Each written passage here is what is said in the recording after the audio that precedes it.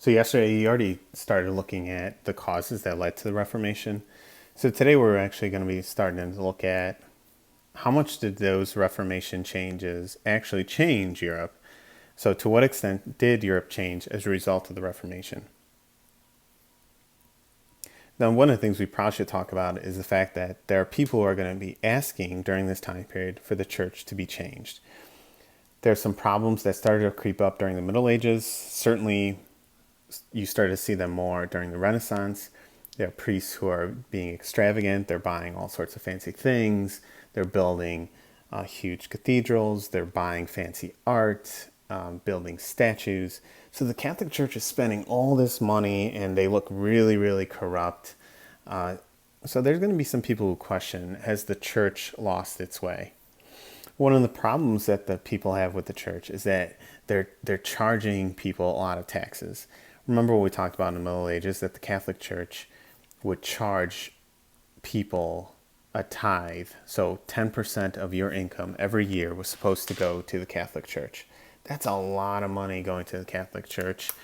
And so people were kind of questioning why the Catholic Church was spending their money on all these pieces of art and architecture when they should be spending it on the poor people. And one of the things that really rubbed people the wrong way is the sale of indulgences. So one of the ways that you can get your or buy your way into heaven was buying an indulgence. And it was literally a piece of paper you could buy from a priest or a friar or some other religious person in the Catholic Church to try to get your way into heaven. So that didn't really sit well with people.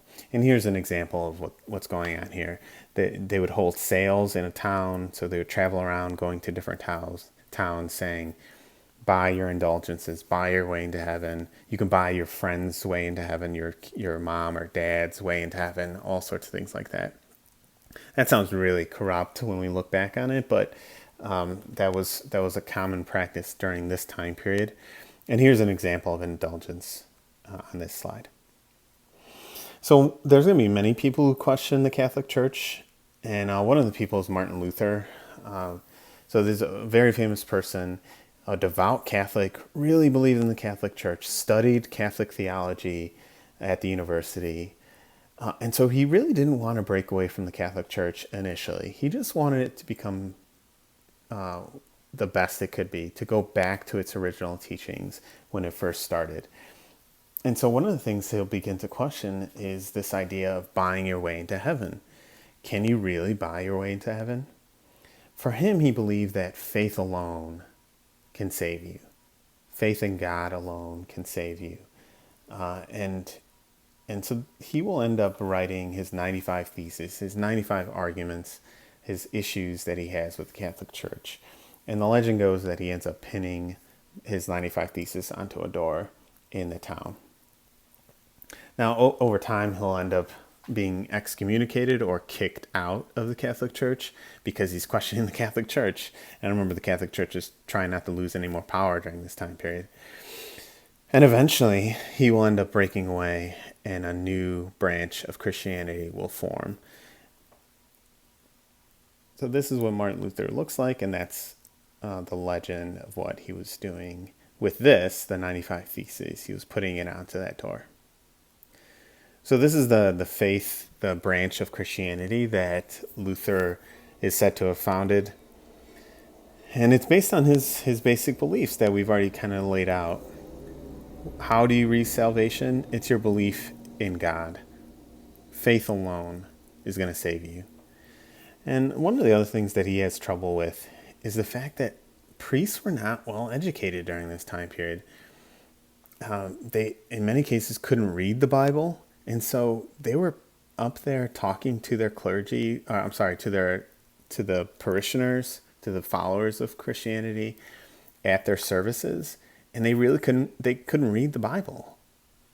So what were they actually saying, and what authority should they have in this Catholic Church? So what it ends up saying is that the Bible is the final source of truth about God.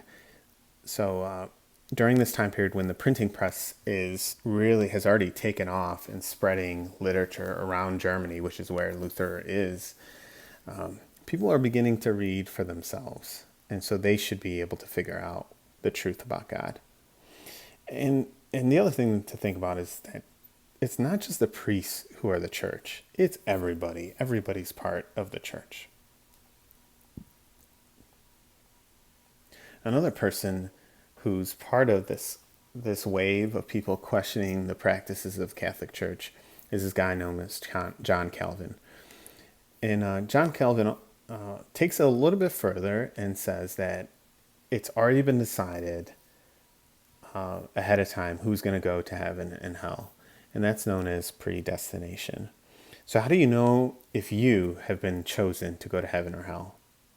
Well, the way you live your life will give you clues to whether or not you've been part of the chosen people. So if you're hardworking and things are going well for you, it's probably a good sign that you're going to heaven. The other part of Calvin's church is the fact that they tried to, or started to create a theocracy. So breaking away from the authority of the Catholic Church and creating their own system of government that was combined with their religious teachings. That's known, again, as a theocracy. So that's an image of John Calvin.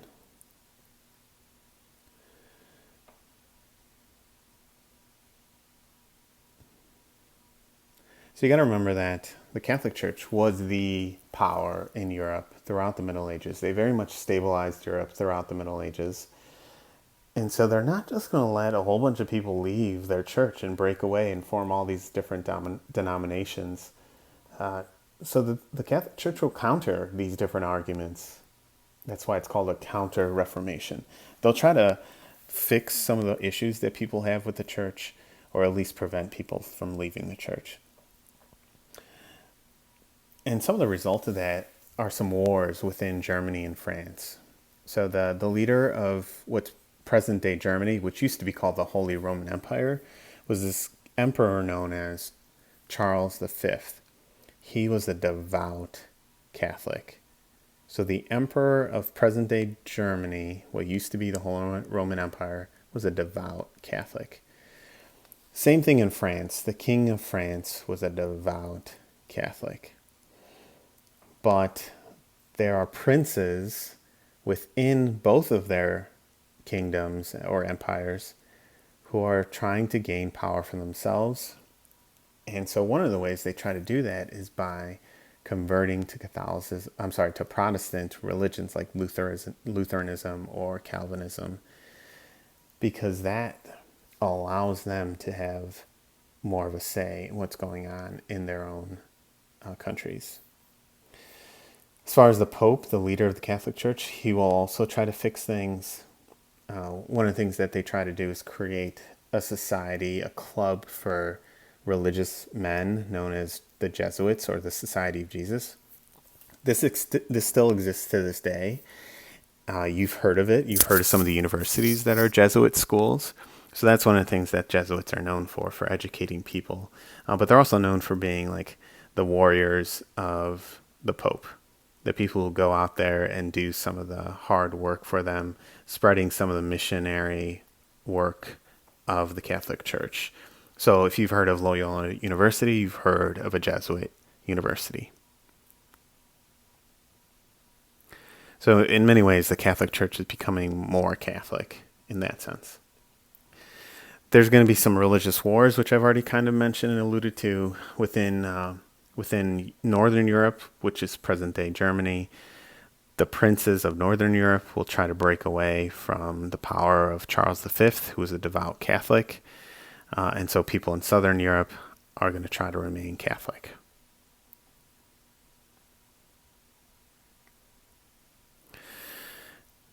Remember that these kings are trying to hang on to their power because that's where they get some of their power, from God. And so this questioning of the Catholic Church is really going to destabilize the Holy Roman Empire, which is what we consider modern-day Germany. And eventually, Charles V will lose that war. Within Spain, the monarchs will begin to go after anybody who's questioning the Catholic Church, either by executing those people, trying to excommunicate them or kick them out of the church, convert them, kick them out of their country.